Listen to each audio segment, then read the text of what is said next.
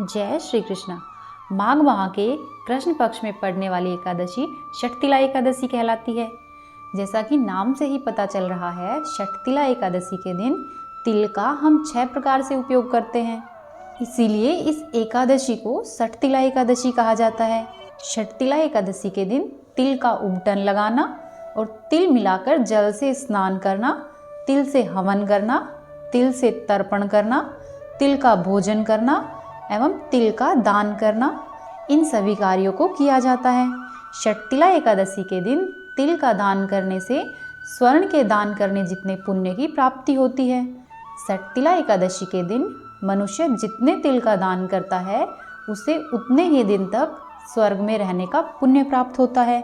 इस दिन तिल से भगवान विष्णु की पूजा करने पर नरक की प्राप्ति नहीं होती है। साथ ही षटतिला एकादशी का व्रत रखने से मनुष्य द्वारा जाने या अनजाने में किए गए पापों से मुक्ति मिलती है एवं उन्हें स्वर्ग की प्राप्ति होती है।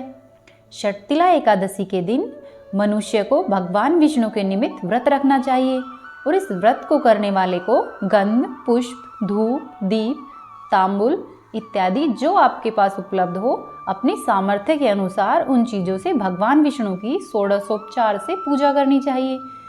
पूजन में तिल को अवश्य ही शामिल करना चाहिए एवं भगवान विष्णु को उड़द और तिल से मिश्रित खिचड़ी बनाकर भोग लगाना चाहिए।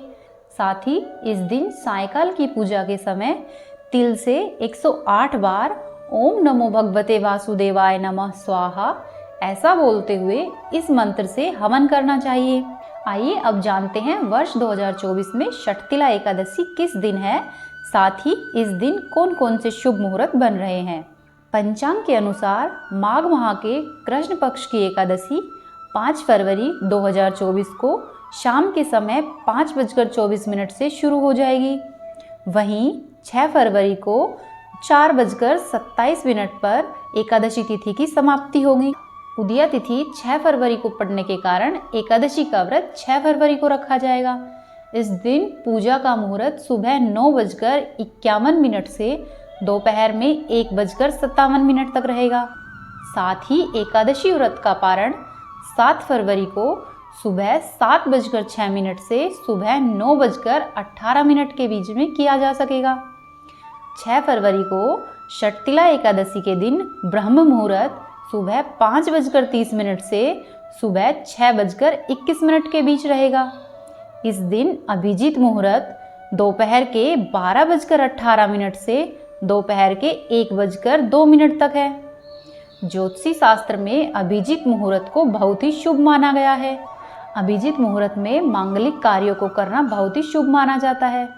बेसिकली सूर्योदय और सूर्यास्त के मध्य लगभग 15 मुहूर्त आते हैं, जिनमें से जो सबसे मध्य का मुहूर्त होता है वह मुहूर्त अभिजीत मुहूर्त होता है। ऐसा मानते हैं कि भगवान शिव ने त्रिपुरासुर नामक राक्षस का वध अभिजीत मुहूर्त में ही किया था। साथ ही श्री राम जी का जन्म भी अभिजीत मुहूर्त में ही हुआ था, इसीलिए अभिजीत मुहूर्त अत्यधिक शुभ माना गया है। 6 फरवरी एकादशी के दिन अमृत काल सुबह 12:26 से 1:57 तक रहेगा और एकादशी के दिन राहु काल शाम को 3:27 से शाम को 5:50 तक रहेगा। राहु काल शुभ नहीं माना जाता है, इसीलिए राहु काल के समय में कोई भी शुभ कार्य ना करे एवं किसी भी नए कार्य का प्रारंभ राहु काल के समय में ना करे। इसके अलावा षटतिला एकादशी के दिन व्याघात योग, हर्षण योग इत्यादि अनेक शुभ योग बन रहे हैं। आइए अब हम जानते हैं षटतिला एकादशी व्रत की कथा।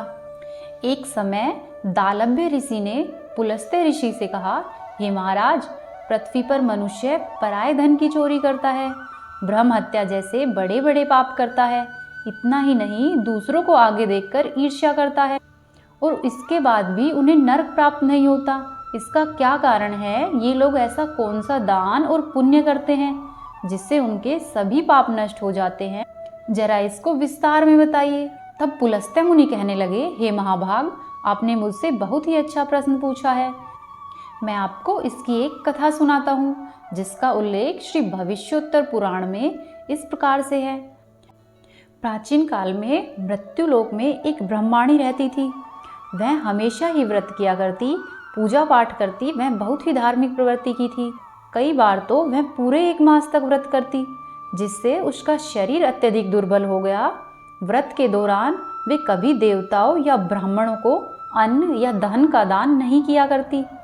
ब्रह्माणी ने व्रत करके अपने शरीर को शुद्ध कर लिया था, जिससे उसको विष्णु लोक मिलना तय था, परंतु उसने कभी भी अन्न या किसी और वस्तु का दान नहीं किया था, जिससे उसकी तृप्ति होना अत्यधिक कठिन था। भगवान विष्णु ने सोचा कि मेरी भक्त को भवसागर से उतारने के लिए इसे दान करना चाहिए। इसलिए भगवान विष्णु ने अपना भेष बदला और एक दिन भिखारी के वेश में मृत्युलोक में अर्थात पृथ्वी पर उस ब्रह्माणी के पास गए और भगवान ने उससे भिक्षा मांगी। वह ब्रह्माणी बोली कि महाराज, आप यहाँ पर क्यों आए हो? भिखारी के वेश में भगवान ने कहा कि मुझे भिक्षा चाहिए। इस पर ब्रह्माणी ने उसके पात्र में एक मिट्टी का ढेला डाल दिया। भगवान विष्णु मिट्टी के ढेले को लेकर स्वर्गलोक को चले गए।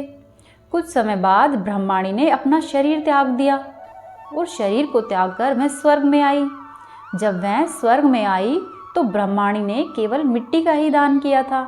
ऐसा करने से उसको स्वर्ग में सुंदर महल मिला, परंतु उसने अपने घर को अन्न, वस्त्र इत्यादि सभी सामग्रियों से रहित पाया।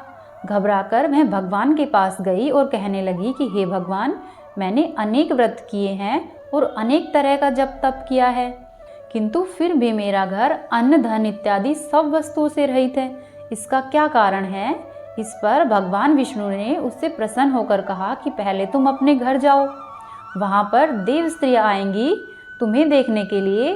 पहले तुम उनसे षटतिला एकादशी का पुण्य और विधि सब कुछ सुन लेना, उसके बाद ही तुम द्वार खोलना और जैसा वे कहे उसके अनुसार ही करना, तब तुम्हारे सारे दुख दूर हो जाएंगे। ब्रह्माणी ने वैसा ही किया।